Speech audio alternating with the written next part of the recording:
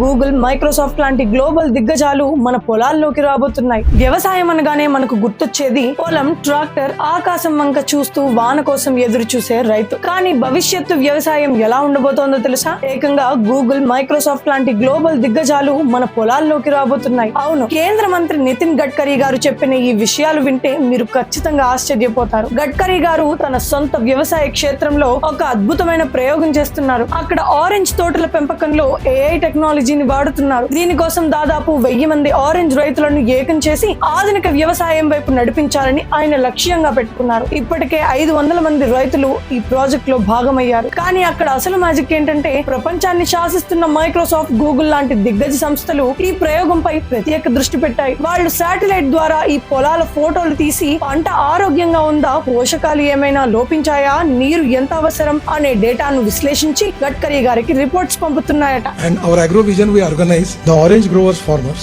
We're targeted to start this artificial intelligence ARI in particularly 1000 orange growers, out of which 500 already in the process of starting in my own agriculture farm. We have got now AI technology. The pictures in my farm, the Microsoft and Google is taking and sending to me. అయితే ఇదంతా చెబుతూ గడ్కరీ గారు ఒక చిన్న ఆవేదన వ్యక్తం చేశారు. విదేశీ కంపెనీలైన గూగుల్, మైక్రోసాఫ్ట్ మా పొలాల మీద, మా ప్రయోగాల మీద ఇంత ఆసక్తి చూపిస్తున్నాయి. కానీ మన దేశంలోని ఏ ఒక్క ఇంజనీరింగ్ కాలేజ్ గానీ, లోకల్ టెక్నాలజీ డిపార్ట్మెంట్ గానీ ఆ ఫామ్ ని విజిట్ చేసి రీసెర్చ్ చేయడానికి ముందుకు రావడం లేదు అని బాధపడ్డారు. In the development of AI in my agriculture land in Dhapewala, but not a single engineering college and madam, any department of your side, never they want to visit there. This is to be a pinch for me. That is the reason I am coming here to request you that your practical cooperation, coordination and guidance is very important. నిజమే కదా, ఆయన అన్న మాటల్లో ఎంత అర్థం ఉందో ఒకసారి ఆలోచించండి. మన యువత ఎప్పుడు ఐటీ కంపెనీల వైపే కాకుండా వ్యవసాయ రంగంలో టెక్నాలజీని వాడే ఇలాంటి అగ్రిటెక్ ప్రాజెక్టుల వైపు కూడా అడుగులేస్తే